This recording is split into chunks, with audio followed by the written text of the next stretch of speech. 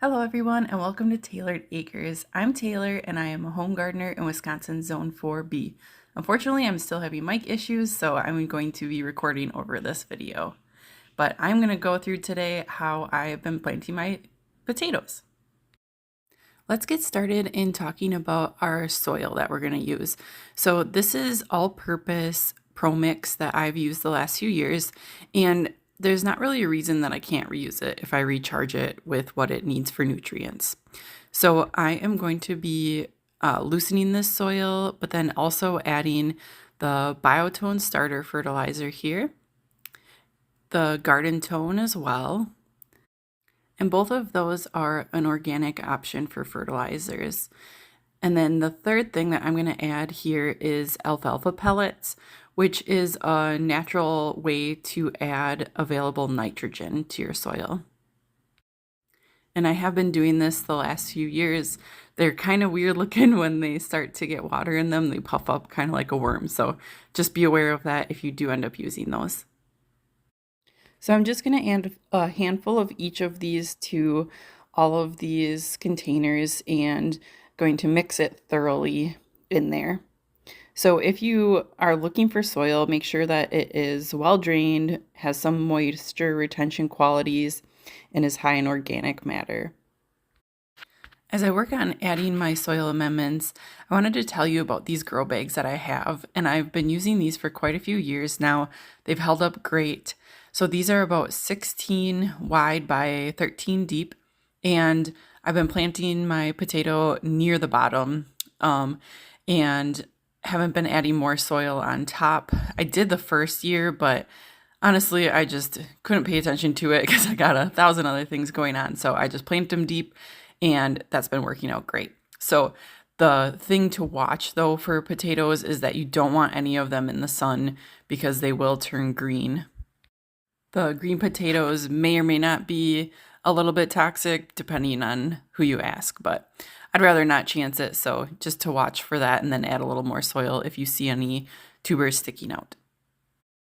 So the potatoes that I got this year are actually just from Home Depot, and they are the dark red Norland potatoes. We grew these the last 2 years and they're so delicious. They do stay a little bit smaller, but they're so tender and so creamy. I absolutely love them. So you need to have at least one growing eye per piece of potato. You can cut them up, let them dry a little bit to separate it to get more bang for your buck. These all kind of just came with one, which is all I really need because I only have 4 containers, so I'm just planting them as is.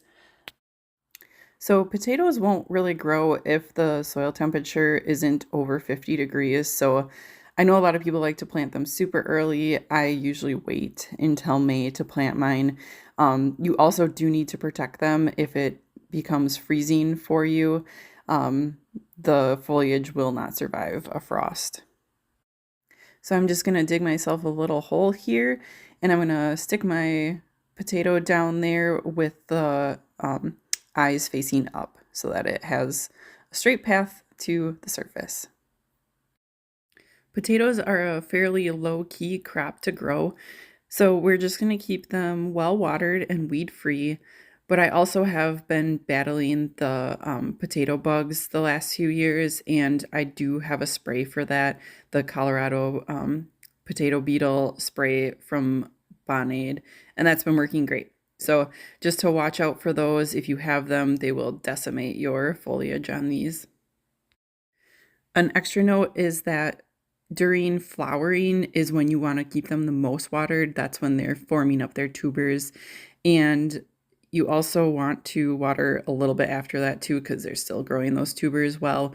The plants will usually die back shortly after that. And then once the plant is fully dead, you want to wait about 2 weeks afterwards to harvest. But last year I did leave them in a little bit longer. I kind of did it one at a time as we use them inside.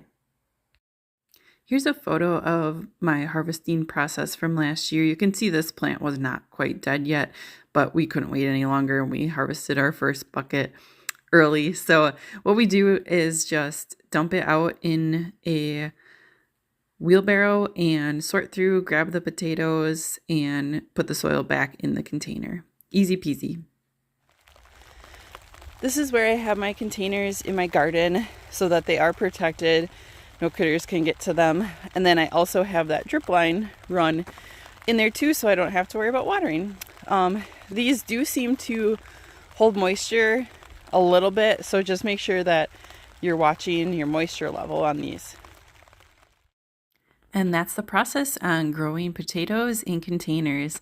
I hope you have a wonderful harvest this year. Take care.